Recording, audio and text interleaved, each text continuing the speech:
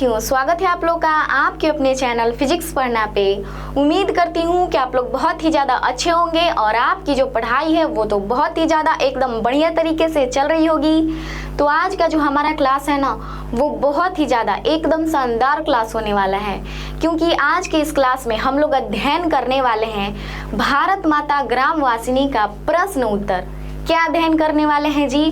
तो भारत माता ग्रामवासिनी का प्रश्न उत्तर, यानी कि आज की इस क्लास में हम लोग इस चैप्टर के प्रश्न उत्तर को बहुत ही ज़्यादा अच्छे से एकदम अपने भाषा में क्या करने वाले हैं, तो अध्ययन करने वाले हैं। क्लियर है ना?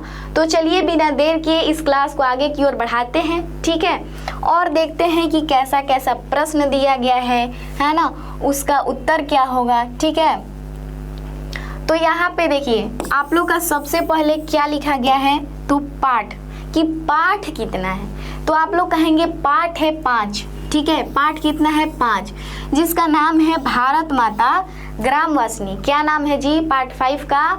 तो भारत माता ग्रामवासिनी नाम है। और इसके कवि कौन है ना? इसके कवि कौन है भैया जी? तो आप लोग कहेंगे इसके कवि ना सुमित्रा नंदन पंत जी हैं। ठीक है, कौन है जी? सुमित्रा नंदन पंत जी हैं, है ना। और यहाँ पे देखिए एक बहुत ही सुंदर सा, है ना, एक बहुत ही सुंदर सा चित्र दिया गया है। ठीक है, यहाँ पे देखिए एक बहुत ही सुंदर सा चित्र दिया गया है। और ये चित्र किसका है? तो ये जो चित्र है ना, ये भारत माता का चित्र है। किसका चित्र है जी? भारत माता का चित्र है, क्योंकि हम लोग का चैप्टर का क्या नाम है, तो भारत माता ग्रामवासिनी नाम है ना। और यहाँ पे देखिए आप लोग का पहला प्रश्न आप लोग के स्क्रीन बोर्ड पे दे दिया गया है। अब आप लोग को क्या करना है ना, तो आप लोग को बस इसे शांति पूर्वक ध्यान पूर्वक समझना है। ठीक है, और कुछ नहीं करना है ना, बस समझना है इसको। ठीक है, क्योंकि मैं पहले भी बोलती आ रही हूँ और अब भी मैं बोल रही हूँ कि आप लोग ज़्यादा से ज़्यादा समझने पे फोकस करें, रट्टा मारने पर नहीं। ठीक है ना। तो यहाँ पे देखिए पहला प्रश्न दिया गया है, कविता के प्रथम अनुच्छेद में कवि भारत माता का कैसा चित्र प्रस्तुत करता है। पूछा गया है जो कविता का प्रथम अनुच्छेद है ना, ये नहीं कि दूसरा तीसरा चौथा, ये नहीं पूछा गया है। ठीक है, यहाँ पे ध्यान रखना है, क्या पूछा गया है? प्रथम, है ना।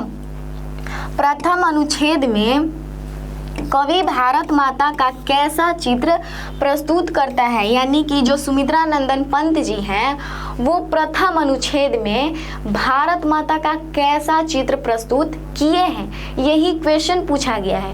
अब आप लोग को क्या करना है, तो इसको समझना है ना। तो आइए देखते हैं इसका उत्तर। ठीक है, तो यहाँ पे देखिए उत्तर में दिया गया है, प्रथम अनुच्छेद में कवि ने भारत माता के रूपों का सजीवात्मक रूप प्रदर्शित किया है। ठीक है, क्या किए हैं जी? जो कवि है ना वो भारत माता के सजीवात्मक रूपों का क्या किए हैं? प्रदर्शन किए हैं, यानी कि प्रदर्शित किए हैं। ठीक है, गांव में बसने वाली भारत माता अब धूल और गंदगी से भर गई हैं। और कवि जी कहते हैं, ठीक है, कवि जी कहते हैं कि जो भारत माता है ना, जो गांव में बसती हैं वो क्या हो गई हैं? धूल गंदगी से क्या हो गई हैं? भर गई हैं। ठीक है, उनका आंचल मैला और बिगड़ा हुआ दिखाई देता है। और जो भारत माता का जो आंचल है वो मैला हुआ दिखाई देता है, बिगड़ा हुआ दिखाई देता है। किनका? तो भारत माता का, है ना। गंगा यमुना का निर्मल जल भी प्रदूषित हो गया है।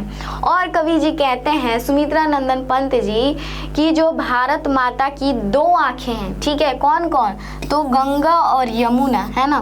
गंगा और यमुना का जो निर्मल जो जल है, क्योंकि आप लोग जानते हैं कि गंगा यमुना सरस्वती ये सब जो सारी नदियां हैं इनको बहुत ही शुद्ध माना जाता है ना। इनका जल जो होता है बहुत ही ज़्यादा पवित्र होता है। तो वही कवि जी कहे हैं कि जो गंगा और यमुना है ना, इनका जो निर्मल जल है ना वो भी क्या हो गया है? अब प्रदूषित हो गया है, यानी कि गंदा हो गया है। ठीक है, पहले जैसे महिमा और सौंदर्य अब उनके पास नहीं रहे। और कवि जी कहते हैं कि इन लोगों के पास अब पहले जैसा महिमा सौंदर्य अब नहीं रह चुका है ना।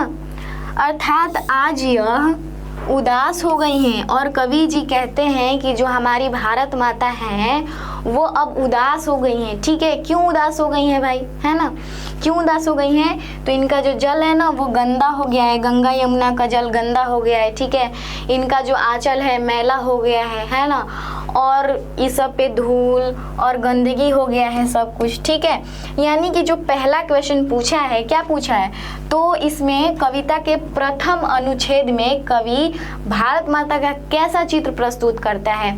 तो आप लोग को क्या करना है, आप लोग को इतना बना के लिख देना है ना, डिट्टो यही नहीं लिखना है, आप लोग को जो आ रहा है वो आप लोग लिख सकते हैं, क्योंकि आप लोग स्वतंत्र देश में है ना। ये नहीं कि आप लोग गलती लिख के आ जाएंगे और कहेंगे हम लोग तो स्वतंत्र देश में हैं, आप तो बोली थी तो एग्जामिनर नंबर कैसे काट दिया, ऐसा नहीं करना है। ठीक है, मतलब कविता के आसपास में आंसर देना है ना। ये नहीं कि पूछा है आम के बारे में आप लोग आंसर दे के आएंगे, इमली के बारे में और खूब यहाँ पे बढ़ चढ़ कर बात करेंगे कि हम लोग पूरा लिख के आए हैं एकदम जबरदस्त, है ना, ऐसा नहीं करना है। ठीक है ना। अब देखिए दूसरा क्वेश्चन देखते हैं। दूसरा क्वेश्चन दिया गया है, भारत माता अपने ही घर में प्रवासिनी क्यों बनी हुई है। कहा गया है कि जो भारत माता है ना वो अपने ही घर में प्रवासिनी आखिरकार क्यों बनी हुई है, आखिरकार क्या रीजन है ना, क्या दिक्कत है। ठीक है, कि वो अपने ही घर में प्रवासिनी बन गई है ना। तो उत्तर में दिया गया है, भारत माता अपने ही घर में प्रवासिनी इसलिए बनी हुई है क्योंकि अंग्रेजों ने उसे गुलामी की जंजीरों में बांध रखा था। कहा गया है, यानी कि कवि जी कहते हैं कि जो भारत माता है वो अपने ही घर में प्रवासिनी इसलिए बनी हुई है ना, क्योंकि जो अंग्रेज लोग हैं ना भारत माता को क्या कर लिए हैं, अपने जंजीरों में बांध लिए हैं। ठीक है, देश पर विदेशी हुकूमत का शासन था और जो हमारा भारत देश महान है इस पर किसका शासन था, तो विदेशी का, यानी कि विदेशी हुकूमत का शासन था, है ना। ठीक है, यानी कि लोग भारत में रह रहे थे परंतु नियम किसका पाला जा रहा था जी, तो नियम विदेशों का था, है ना, कि ऐसे रहना है, ये खाना है, ठीक है, ये नहीं खाना है ना, यानी कि विदेशी नियमों का पालन किया जा रहा था। ठीक है, और यहाँ की जनता का कोई अधिकार नहीं था और यहाँ की जनता के पास भी कोई अधिकार नहीं था कि वो अंग्रेजों का विरोध कर सके, वो बोल सके कि नहीं हम तुम्हारा नियम नहीं पालन करेंगे। ठीक है, तुम कौन होते हो, है ना, ऐसा करने का अधिकार भी नहीं था किनके पास, तो भारत के लोगों के पास नहीं था, है ना। और देखिए और कहा गया है, अपने ही देश में रहते हुए भी लोग पराये नियमों का पालन करने के लिए मजबूर थे और जो लोग थे अपने ही देश में रह रहे थे, भारत देश में ही रह रहे थे, लेकिन किस नियम का पालन कर रहे थे, तो विदेशी नियमों का पालन कर रहे थे, है ना, कि ये नहीं खाना है, वो नहीं खाना है, ये नहीं पहनना है, वो नहीं पहनना है, ये काम नहीं करना है, वो काम नहीं करना है। ठीक है, यानी कि जो सारा नियम कहाँ का पालन हो रहा था, तो विदेशों का पालन किया जा रहा था, है ना। परतंत्रता और अन्याय की स्थिति में फंसी भारत माता चुपचाप अपने पुत्रों पर हो रहे अत्याचारों को देख रही थी और जो भारत माता है वो चुपचाप ये सब देख रही थी, है ना, ये सब जो हो रहा था। इसलिए कवि ने परतंत्रता को दर्शाते हुए मुखरित किया है कि भारत माता अपने ही घर में प्रवासिनी बनी हुई है और इन सब चीज़ों को देखते हुए, ठीक है, इन सब चीज़ों को देखते हुए, इन सब चीज़ों को बताते हुए कवि जी कहते हैं कि भारत माता अपने ही घर में प्रवासिनी बनी हुई है ना, क्योंकि लोग भारत में रह रहे थे, बस नाम था कि वो भारत में रह रहे हैं, लेकिन सारे नियम, है ना, सब विदेशी थे। ठीक है, सब विदेशी लोग का क्या कर रहे थे, पालन कर रहे थे, है ना, इसलिए वो अपने ही घर में कौन, तो भारत माता प्रवासिनी बनी हुई थी। ठीक है, अब देखिए अगला क्वेश्चन दिया गया है, कविता में कवि भारतवासियों का कैसा चित्र खींचता है। पूछा गया है जो कविता है कौन सा, तो भारत माता ग्रामवासिनी, है ना, इसको नहीं भूलना है जी। ठीक है, कुछ भी भूल जाए लेकिन इसको नहीं भूलना है ना, क्योंकि एग्जाम पास में आ रहा है। ठीक है, तो पूछा गया है इसमें कि कविता में कवि भारतवासियों का कैसा चित्र खींचता है, यानी कि जो भारत माता ग्रामवासिनी है उसमें जो कवि हैं सुमित्रा नंदन पंत जी, वो भारतवासियों का कैसा चित्र खींचे हैं, है ना, इसी के बारे में बताना है। ठीक है, तो आइए देखते हैं। दिया गया है, कविता में कवि भारतवासियों की हालत बहुत दुखद दिखाई है। यानी कि जो सुमित्रा नंदन पंत जी है ना, वो कविता में भारतवासियों का जो स्थिति है ना बहुत ही दुखद बताया है। ठीक है, यानी कि भारत के लोग बहुत दुखी तरीके से रह रहे हैं, है ना। उन्होंने बताया है कि अंग्रेजों के शासन में भारत जो पहले समृद्ध, सभ्य और सोने की चिड़िया जैसा था, कहे हैं कवि जी सुमित्रा नंदन पंत जी कि जो पहले भारत सोने का चिड़िया कहलाता था, सोने का चिड़िया वाला देश है ना, सभ्य देश कहलाता था। ठीक है, वो अब क्या हो गया है, अब गरीब, पीड़ित और कमजोर हो गया है। ठीक है, कहते हैं कवि जी कि जो पहले सोने का चिड़िया कहलाने वाला देश, सभ्य कहलाने वाला देश है ना, वो अब क्या हो गया है, गरीब हो गया है, पीड़ित हो गया है, कमजोर हो गया है। कि इनके शासनकाल में, तो अंग्रेजों के शासनकाल में। ठीक है, कवि जी बोले हैं, हम नहीं बोले हैं, है ना। लोग नंगे पांव और भूखे रहते हैं। करीब 30 करोड़ लोग शोषित, दुखी, अनपढ़ और असभ्य हो गए हैं। और कवि जी कहते हैं कि करीब भारत में 30 करोड़ लोग, है ना। कितने करोड़ लोग, तो 30 करोड़ लोग, है ना। इसको ध्यान में रखना है क्योंकि ये ऑब्जेक्टिव में भी पूछता है। ठीक है, कि कितने करोड़ लोग, तो 30 करोड़ लोग, है ना, क्या हो गए हैं, शोषित, दुखी, अनपढ़, असभ्य, है ना। ये शोषित हो चुके हैं, दुखी, है ना, क्योंकि अपने देश में रह रहे हैं और नियम विदेशों का पालन किया जा रहा है ना, तो कोई भी दुखी होगा, है ना। क्योंकि मान लीजिए मेरा मन कर रहा है कि हम ये ड्रेस खरीदें, ठीक है, और मम्मी जाके मेरे को वो ड्रेस दिला दी, तो अब समझ सकते हैं कि क्या मतलब दिल पे बीतता है कि क्या मम्मी तुम कर दी, है ना। मेरे को तो वो ड्रेस पसंद था, तुम मेरे को ये ड्रेस ला दी है। अंदर से मतलब बहुत ज़्यादा तकलीफ होता है। ठीक है, तो उसी प्रकार जो लोग थे वो क्या हो गए थे, 30 करोड़ लोग शोषित हो गए थे। यानी कि अपने ही देश में रह रह के भी दूसरे देशों का नियम का पालन कर रहे थे, है ना। दुखी हो गए थे, है ना। अपने मनपसंद का जैसे हम लोग को ड्रेस नहीं मिला तो हम लोग दुखी हो जाते हैं, तो ठीक उसी प्रकार लोग अपने ही देश में रह के अपने ही देश का नियम का पालन नहीं कर रहे थे तो दुखी हो जा रहे थे, है ना। अपने मनपसंद का कोई काम नहीं कर पा रहे थे, ठीक है, अपने मनपसंद का कुछ खाना नहीं खा पा रहे थे, है ना, तो वो लोग दुखी हो गए थे, अनपढ़ हो गए थे, ठीक है, और असभ्य हो गए थे। और कई लोग पेड़ों के नीचे रहते थे, है ना, और उनके पास इतना भी धन नहीं बचा था कि वो खुद का एक अपना घर बनाए, उसमें रहें। ठीक है, वो लोग क्या कर रहे थे, तो पेड़ों के नीचे रह रहे थे। कहाँ जी, पेड़ों के नीचे। कवि ने साफ दिखाया है कि उस समय भारतीय, ठीक है, कवि ने क्या किया है जी, साफ दिखाया है ना, भारतीय लोग बहुत दुखी और गरीब थे। और कवि साफ तौर पे दिखाए हैं कि उस समय के जो भारतीय लोग थे, ठीक है, किस समय के, तो जब हम लोग का जो देश है वो क्या था, अंग्रेजों का नियमों का पालन कर रहा था। उस समय क्या हो गए थे लोग, तो गरीब, दुखी, है ना, बहुत ही ज़्यादा शोषित हो चुके थे। ठीक है, क्लियर। उम्मीद कर रही हूँ कितना आप लोगों को समझ में आ रहा होगा। अब देखिए अगला दिया गया है, भारत माता का हास भी राहु ग्रसित क्यों दिखाई पड़ता है। पूछा गया है कि जो भारत माता है उनका हास भी आखिरकार राहु ग्रसित क्यों दिखाई देता है ना। विदेशी बार बार भारत को लूटते और नुकसान पहुंचाते रहे। उत्तर में कहा गया है कि जो विदेशी लोग हैं ये तो पता ही है कि यहाँ का सारा धन ले जाके अपने देश में रख लिए, है ना। तो वही कहा गया है कि ये तो हमें पता ही है कि विदेशी बार बार, है ना, बार बार, ठीक है, बार बार भारत को लूटते हैं, ठीक है, और नुकसान पहुंचाते रहे हैं, है ना। ठीक है, यानी कि इसी देश को लूटे हैं, ठीक है, यहीं से धन भी लेके जा रहे थे और यहाँ के लोगों को नुकसान भी पहुंचा रहे थे। ठीक है, इसलिए भारत माता की स्थिति खराब हो गई है। इसलिए जो भारत माता है ना, इनकी स्थिति खराब हो गई है ना। किनकी स्थिति, तो भारत माता की स्थिति। ठीक है, अब देखिए मुगलों के बाद अंग्रेजों ने भी देश को लूटा। ठीक है, कहा गया है कि पहले मुगल लूटे, उसके बाद अंग्रेज लूटे, है ना।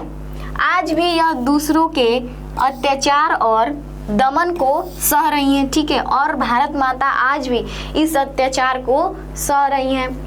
जैसे धरती सब कुछ सह लेती है, जैसे धरती सब कुछ सह लेती है, ठीक है, वैसे ही भारत माता, ठीक है, वैसे ही भारत माता भी सबका अत्याचार और परेशानियां सह रही हैं। कहा गया है कि जैसे सभी अत्याचारों को कौन सहन करती हैं, तो धरती माँ सहन करती है ना। जैसे धरती या गर्मी हो, जाड़ा हो, बरसात हो, धरती सब कुछ सहती है ना। कोई भी मौसम आए नो प्रॉब्लम, ठीक है, सब कुछ सह लेती है। उसी प्रकार कहा गया है कि भारत माता सभी परेशानियों को सहती है, ठीक है, जैसे धरती सहती है। इसलिए उनका हंसना दुखी और राहुग्रसित दिखाई पड़ता है।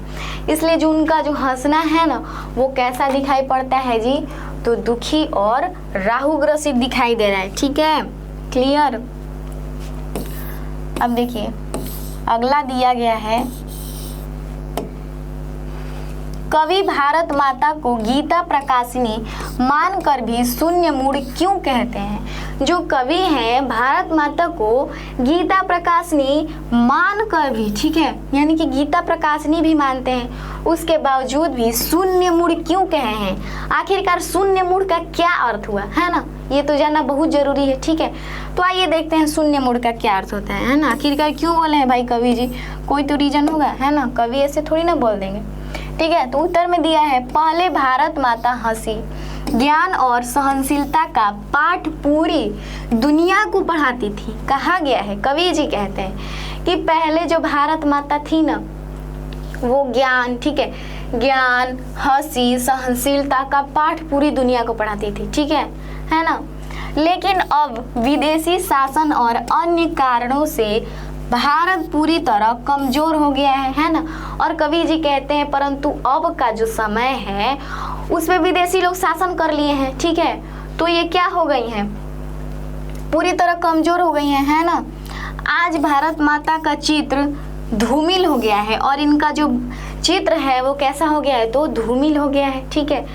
अब उसकी स्थिति इतनी कमजोर और खाली हो गई है, ठीक है, कहा गया है अब उनकी जो स्थिति है ना इतनी खाली हो गई है कि कवि ने इसे शून्य मूड कहा है, ठीक है। यानी कि जो इनका स्थिति है ना काफ़ी ज़्यादा खराब हो गया है, किनका, तो हमारी भारत माता का, ठीक है। ये अभी का नहीं बताया जा रहा है ना, ये अंग्रेजों के शासन काल वाला बताया जा रहा है, ठीक है। तो वही बोले हैं कवि जी कि अब पहले तो भारत माता सबको पाठ पढ़ाती थी, है ना, लेकिन अब क्या हो गया है, जब से यहाँ पे विदेशी लोग शासन किए हैं, है ना, तो ये जो भारत माता है उनका जो चित्र है वो धूमिल हो गया है, ठीक है, उनका स्थिति खराब हो गया है। इसीलिए कवि जी भारत माता को शून्य मूड कहे हैं, ठीक है। ये गीता का पूरा प्रकाश फैला रही हैं, ज्ञान का पाठ पढ़ाती थी पहले, लेकिन अब ये क्या हो गई हैं, खाली हो गई हैं, शून्य हो गई हैं, ठीक है, इसलिए शून्य मूड, क्लियर। अब अगला देखिए, देखते हैं छुआ। छुआ दिया है, कवि की दृष्टि में आज भारत माता का तप संयम क्यों सफल है। जो कवि हैं उनकी दृष्टि में भारत माता का तप संयम क्यों है आखिर, है ना। तो उत्तर में दिया गया है, विदेशी बार बार भारत को दबाने की कोशिश करते रहे। जो विदेशी लोग हैं भारत माता को, भारत को बार बार दबाने का कोशिश की, ठीक है, बार बार दबाते रहे लेकिन भारत माता का धैर्य और सहनशीलता कम नहीं हुई। लेकिन जो भारत माता है ना ये इतनी सहनशील थी कि वो दब नहीं रही थी, है ना, यानी कि वो डटी रही, है ना, कोई भी मुसीबत आए, है ना, ठीक है, उसका तप सफल है क्योंकि वह दूसरों के दुख दूर करती हैं और अपनी संतान को हमेशा अच्छा, सही और मिलजुल कर रहने की सीख देती हैं। भारत माता जो है ना वो सीख देती हैं कि चाहे कोई भी स्थिति आए, कोई भी परेशानी आए, हम लोग को दबना नहीं है, हम लोग को हार नहीं मानना है, ठीक है।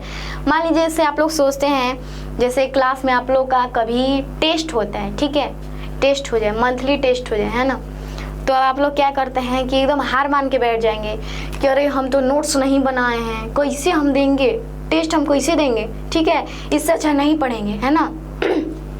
इससे अच्छा नहीं जाते हैं टेस्ट देने। क्या होता है, अपने आप को मतलब हम लोग कमज़ोर समझने लगते हैं, हार मानने लगते हैं। लेकिन जो भारत माता है वो हमें क्या सीख देती हैं, हमें यही सीख देती हैं कि चाहे कोई भी स्थिति आ जाए, कोई भी परेशानी आ जाए, है ना, हमें हारना नहीं है, हमें सबसे मिलजुल कर हंसी खुशी उस मुसीबत का क्या करना है जी, तो सामना करना है। ठीक है, क्या करना है, सामना करना है। ऐसा नहीं है कि एग्ज़ाम नज़दीक में आ गया है, ओह माय गॉड, दिल का जो धड़कन है पूरा तेज हो रहा है, अब नहीं मेरे से हो पाएगा, नहीं हो पाएगा, ऐसा नहीं करना है। ठीक है, ऐसा नहीं करना है ना।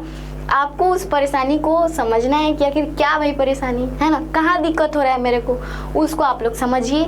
उसके बाद आप लोग उस परेशानी को हल कर दीजिए, है ना। हार मान के मत बैठिए, यही भारत माता सीख देती है। ठीक है, अब देखिए, यही कारण है कि उसकी संतान आज भी समझदार और नेक बने हैं, और यही कारण है, ठीक है, यही कारण है कि भारत माता की संतान आज क्या है जी, तो समझदार है। ठीक है, देखिए हम लोग का कितना अच्छा मतलब बड़ाई यहाँ पे किया गया है, समझदार, है ना। हम लोग को समझदार का ओहदा दिया गया है कि हम लोग समझदार हैं, भारत माता के ही ना हम लोग संतान हैं, है ना। तो हम लोग क्या है, समझदार हैं, नेक हैं। ठीक है, नेक बने हुए हैं, है ना। किन कारणों से, कि हम लोग कोई भी स्थिति में हार नहीं मानेंगे। ठीक है, चाहे कुछ भी हो जाए, कुछ भी हो जाए। ठीक है, गिव अप नहीं करना है ना। अब देखिए अगला देखते हैं,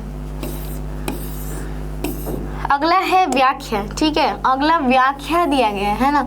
व्याख्या कैसे करना है, तो मैं बहुत बार आप लोगों को बता चुकी हूँ कि व्याख्या में कैसे किया जाता है ना। यहाँ पे भी आप लोग एक बार देख लीजिए, क में दिया है स्वर्ण सस्य पर पद तल लुंठित, धरती सा सहिष्णु मन कुंठित, है ना। इसी का हम लोग को क्या करना है, व्याख्या करना है। ठीक है, यानी कि इसका अर्थ बताना है ना।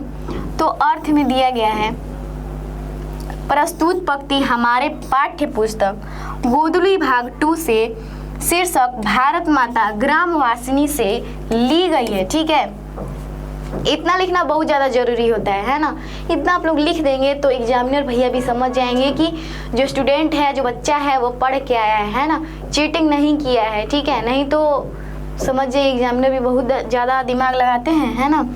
तो आप लोग इतना आप लोग अपने से बना के लिख सकते हैं। ठीक है, क्या लिख सकते हैं, ये जो प्रस्तुत पंक्ति है, ये जो प्रस्तुत पंक्ति है वो हमारे पाठ्य पुस्तक, ठीक है, हमारा पाठ्य पुस्तक है ना, गोधुली भाग 2, और उसका क्या नाम है, तो गोधुली भाग 2 के शीर्षक भारत माता ग्रामवासिनी, यहाँ पे पाठ का नाम लिख देना है। ठीक है, से ली गई है, जिसके कवि सुमित्रा नंदन पंत जी हैं। ठीक है, जिसके कवि कौन है, तो सुमित्रा नंदन पंत जी हैं। क्लियर, इतना जो है ना वो आसान भाषा में आप लोग अपने से लिख सकते हैं। ठीक है, बिना याद किए हुए भी आप लोग इतना तो लिख सकते हैं, है ना। अब देखिए, यहाँ कवि ने परतंत्र, ठीक है, यहाँ पे थोड़ा सा मिस्टेक हो गया है ना, टाइपिंग मिस्टेक। ठीक है, टाइपिंग मिस्टेक होता रहता है ना, ज़्यादा सीरियस नहीं लेना है। ठीक है, परतंत्र भारत का चित्रण किया है। ठीक है, यहाँ पे कैसा भारत का चित्रण किया गया है, तो परतंत्र भारत का, है ना। कवि ने भारत के खेतों में उगे सुनहरे फसल को भारत माता का शरीर का प्रतीक माना है। कवि जी कहते हैं कि हमारा जो भारत है इसमें बहुत ही सुंदर सुंदर सुनहरे सुनहरे सोने के समान फसल उगते हैं। आप लोग जानते हैं ना, धान, गेहूं, चावल, चना, मक्का। ठीक है, गांव के लोग और भी ज़्यादा कुछ जानते होंगे, है ना। तो मेरे को जहाँ तक पता था हम बताएं। ठीक है, हम भी लंदन से नहीं है, हम भी गांव की तरफ से ही हैं। ठीक है, तो जो कवि जी हैं वो बोले हैं कि जो भारत माता है ना, इनमें कैसी कैसी फसलें उगती हैं, सुनहरे फसल उगते हैं। ठीक है, धान, गेहूं, ये सब, है ना। और इस फसल को वो क्या माने हैं, तो भारत माता के शरीर का प्रतीक माने हैं। ठीक है, वह कहते हैं कि यह सुनहरा फसल तो बहुत सुंदर और मूल्यवान है। और कवि जी कहते हैं, ठीक है, कवि जी कहते हैं कि जो ये फसल है ना वो बहुत ही ज़्यादा मूल्यवान, ठीक है, मूल्यवान है, सुंदर है, ब्यूटीफुल, है ना। हम लोग जैसे खेतों में कभी कभी घूमने चले जाते हैं तो है क्या आनंद आता है ना। मेरे को तो बहुत ज़्यादा खुशी महसूस होता है, ठीक है, कि हम आए हैं खेत घूमने के लिए, कितना हरा भरा सब फसल दिख रहा है, वाह, है ना। तो वही कवि जी बोले हैं कि बहुत सुंदर और मूल्यवान है क्या ये सुनहरे फसल, ठीक है। लेकिन विदेशी शासकों के कारण, ठीक है, लेकिन जो विदेशी शासक हैं इनके कारण क्या हो गया है जी, इसे रौंद दिया गया है, ठीक है, इसे रौंद दिया गया है, यानी कि इसे खराब कर दिया गया है ना। कवि यह बताना चाहते हैं कि भारत माता का मन धरती की तरह सहनशील है, और कवि जी कहते हैं कि जो भारत माता का जो मन है वो धरती की तरह क्या है, तो सहनशील है, परंतु अत्याचार और शोषण से उसका मन कुंठित और दुखी हो गया है। और हम आपको एक प्रैक्टिकल करके भी दिखाए हैं पेज वाला, है ना, कि किसी को बार बार परेशान करेंगे ना तो उसका हालत क्या हो जाएगा। तो कहे हैं कि ठीक है, भारत माता सहनशील है, धरती की तरह है, परंतु बार बार उनको परेशान किए जाने की वजह से उनका जो मन है वो दुखी हो गया है, ठीक है ना। अंग्रेजों के शोषण के कारण किसान और आम लोग, ठीक है, क्या जी, अंग्रेजों के शोषण के कारण, है ना, अंग्रेजों के शोषण के कारण आम और किसान लोग अपने ही घर में पराधीनता और व्यवस्था में जी रहे हैं। जो लोग हैं, भारत के जो लोग हैं, किसान, ठीक है, ये सब अपने ही घर में रह रहे हैं, परंतु क्या हो रहे हैं, व्यवस्था में जी रहे हैं। यहाँ पे देखिए, व्यवस्था में जी रहे हैं, ठीक है, यानी कि किसी चीज को करने की आज़ादी नहीं मिल पा रही है ना, सब नियम अंग्रेजों का चल रहा है, ठीक है, अंग्रेजी नियम, है ना। कवि ने इस पंक्ति में परतंत्र, ठीक है, परतंत्र भारत की पीड़ा और उसके धैर्य का सुंदर चित्रण किया है, ठीक है। कवि जी इस पंक्ति में क्या किए हैं, जो भारत है उसका एकदम सुंदर, है ना, सुंदर चित्रण किए हैं, उसके धैर्य का, उसमें सहने की क्षमता कितना है, किसमें, तो भारत माता में। क्लियर है ना, इतना समझ गए आप लोग। क्या क्या कवि जी बोले हैं इस पंक्ति में, तो यही बोले हैं कि सबसे पहले ये कहाँ से लिया गया है, तो भारत माता ग्रामवासिनी से लिया गया है, जिसके कवि सुमित्रा नंदन पंत जी हैं, ठीक है। और ये फसलों को क्या माने हैं, तो भारत माता का प्रतीक माने हैं, ठीक है। और जो लोग हैं अपने घर में क्या बने हुए हैं, तो क्या बने हुए हैं जी, व्यवस्था में जी रहे हैं ना। और कवि भारत के इसी को क्या कर रहे हैं, तो धैर्य का सुंदर चित्रण किए हैं। क्लियर। तो देखिए आज के लिए इतना ही था, ठीक है, यानी कि आज की क्लास में हम लोग कितना पढ़े जी, हम लोग यहाँ पे देख लेते हैं, छः यहाँ पे क्वेश्चन उत्तर था, क्वेश्चन आंसर, और जो 7वां था उसमें व्याख्या था, क हम बता दिए हैं, एक और इसमें व्याख्या रह गया है ना, ख रह गया है। तो आप लोग को क्या करना है, उसको करना है, ठीक है, कंप्लीट करना है, खुद से कंप्लीट करना है, ठीक है ना। ऐसा नहीं है कि सब किसी और पे डिपेंड रहना है, ठीक है। तो आप लोग को ख नंबर इसी के जैसे करना है यहाँ तक, ठीक है, यहाँ तक आप लोग को कर लेना है, कहाँ तक, तो यहाँ तक, है ना, यहाँ तक, यहाँ से लेके यहाँ तक आप लोग का सेम रहेगा, ठीक है। उसके बाद आगे आप लोग चेंज कर लीजिएगा, है ना, क्योंकि आप लोग खुद से भी कुछ करने का कोशिश कीजिए, है ना, क्योंकि एग्ज़ाम जो है धीरे धीरे करीब आ रहा है, ठीक है ना। तो इसीलिए मन लगा के पढ़ाई करना है। और यहाँ पे देखिए कवि जी भी बोले हैं, ठीक है, हम ही सिर्फ नहीं बोल रहे हैं, कवि जी भी बोले हैं कि जो भारत के लोग हैं ना वो क्या है जी, उनको कभी भी क्या नहीं करना चाहिए, हार नहीं मानना चाहिए, ठीक है। यहाँ पे कवि जी बोले हैं, है ना। तो आप लोग भी भारतवासी हैं, है ना, आप लोग दूसरे देश के तो लोग हैं नहीं, तो आप लोग भारतवासी हैं, तो आप लोग को भी हार तो मानना नहीं है ना। तो आप लोग से मैं यही कहना चाहूँगी कि आप लोग मन लगा के पढ़ाई कीजिए, ठीक है। एग्ज़ाम आप लोग का धीरे धीरे करीब आ रहा है ना। तो आज के लिए इतना ही रहने देते हैं, मिलेंगे अगले क्लास में, तब तक के लिए जय हिंद, जय भारत, जय भारत।